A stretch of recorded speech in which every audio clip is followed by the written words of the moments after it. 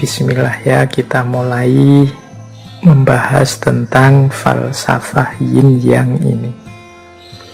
Jadi yin yang ini secara umum adalah hukum yang ada di balik alam semesta ini yang sifatnya berpasangan. Jadi dalam yin yang ada pandangan setiap hal dalam hidup ini memiliki dua sisi. Yang dua sisi ini saling berbeda, kemudian saling melengkapi, namun juga saling tergantung dan saling mempengaruhi, bahkan saling memuat atau saling mengandung. Jadi ini unik, berbeda dan saling melengkapi, tapi juga saling mempengaruhi dan saling memuat. Ya mudahnya teman-teman mesti ilustrasinya melihat hal-hal yang serba dualitas. Jadi pandangan ini makanya dikenal juga sebagai dualisme. Jadi dalam hidup ini selalu ada yin, ada yang. Yin ini konotasinya adalah pasif, kalau yang konotasinya aktif. Kalau yin ini dingin, kalau yang itu panas. Yin ini diilustrasikan sebagai musim dingin, kalau yang itu diilustrasikan dengan musim panas. Malam itu yin, siang itu yang. Rembulan itu yin, matahari itu yang. Air itu yin, api itu yang. Ini hidup ini serba berpasangan-berpasangan. Perempuan itu yin, feminisme itu yin, laki-laki itu yang, maskulinisme itu yang. Jadi hidup ini selalu semuanya serba berpasangan. Yang cirinya seperti tadi, saling berbeda tapi saling juga melengkapi, tapi juga saling mempengaruhi, dan juga saling memuat atau saling mengandung. Nanti kita perjelas di belakang makna-makna hubungan antara yin dan yang ini. Hidup ini jadi lengkap, jadi komplit dan dinamis karena dialektika antara yin dan yang. Pasif ketemu aktif jadi imbang. Kalau aktif saja, yo orang akan kelelahan. Kalau pasif saja, tidak akan lahir apapun. Hidup tidak akan berkembang. Kayak sering saya bilang, hidup ini butuh ngegas, butuh ngerem. Kalau ngegas terus, yo mungkin kita salah jalan tapi tidak sadar. Kalau ngerem terus, ya tidak jalan-jalan. Kadang butuh ngegas, kadang butuh ngerem. Sampainya tujuan kita itu karena kita pinter mengelola kapan ngegas, kapan ngerem.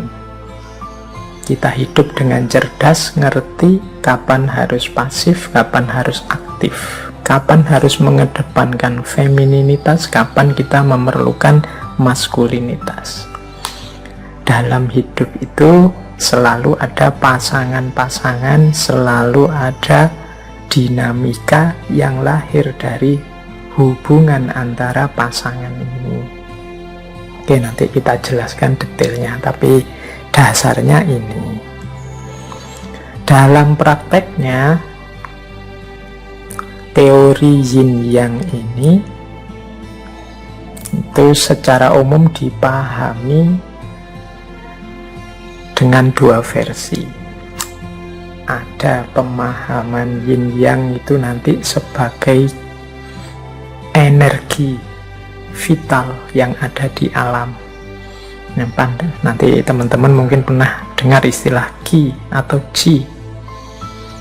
Nah itu pandangan ini nanti melahirkan pengolahan gagasan yin yang lebih jauh, misalnya dalam pengobatan atau dalam bela diri.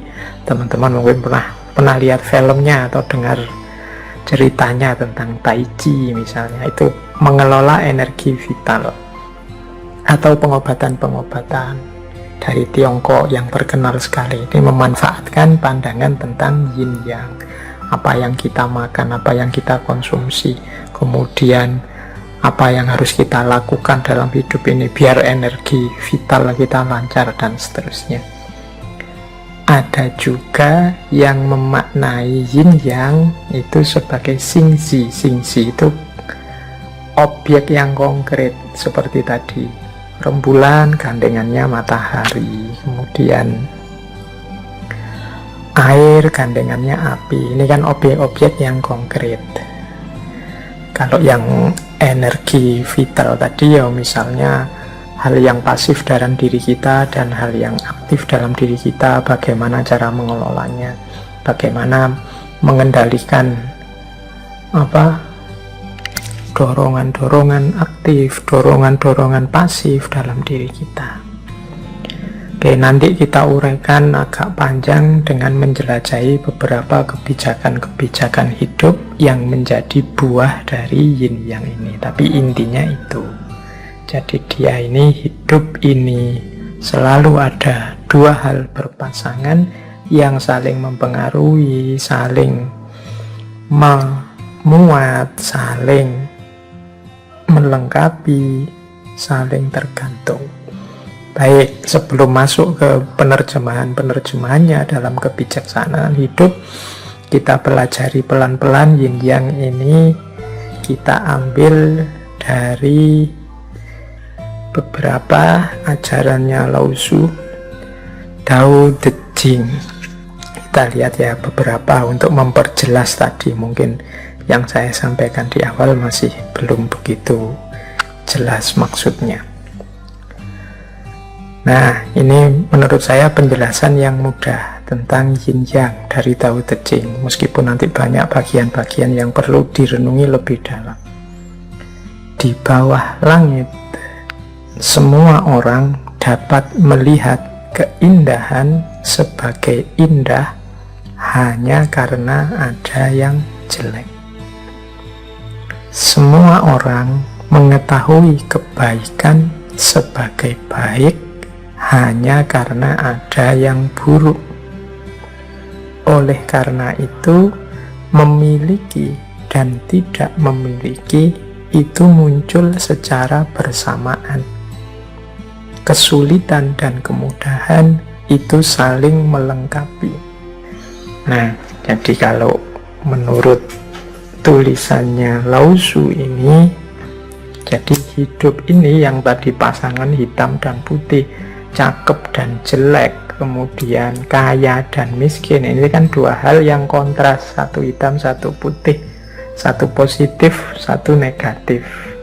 Tapi jangan lupa, ini yang saya tadi sebut, dua-duanya ini saling mengandalkan, saling melengkapi, mempengaruhi keberadaannya masing-masing. Kalau dalam kalimat tadi, keindahan itu tampil sebagai indah karena ada yang jelek. Loh, ini kan, ilustrasinya mudah. Orang itu disebut ganteng ketika dibandingkan dengan yang jelek. Kalau tidak ada orang jelek, ya otomatis orang ganteng tidak ada. Orang disebut kaya karena kepemilikannya dibandingkan dengan orang yang kepemilikannya lebih sedikit. Yang lebih banyak disebut kaya. Kalau kepemilikan itu sama semua, ya tidak ada orang kaya. Jadi orang kaya itu berarti dia eksis karena ada orang miskin. Sebaliknya, yang miskin juga eksis karena ada orang kaya. Sebagaimana yang ganteng tadi, ganteng itu eksis sebagai cakep ya ketika ada yang jelek. Berarti yang ganteng itu terima kasihlah sama yang jelek-jelek, jasanya mereka kalian kelihatan jadi ganteng. Itu mudahnya. Jadi saling, mungkin mudah, saling mengeksiskan, saling membuat ada. Orang itu disebut soleh karena ada yang tidak soleh. Kalau semua orang soleh, mungkin status soleh itu selesai, tidak akan ada lagi. Jadi di bawah langit, semua orang dapat melihat keindahan sebagai indah hanya karena ada yang jelek. Ada baik, ada jahat. Kalau tidak ada kejahatan, kebaikan tidak akan kelihatan. Sebaliknya juga begitu. Kalau tidak ada kebaikan, ya kejahatan juga hilang. Masing-masing saling mengadakan kutub yang sebelahnya. Ini pelajaran dari Tao Te Ching. Ini salah satu pemahaman terhadap situasi yin yang dalam hidup ini.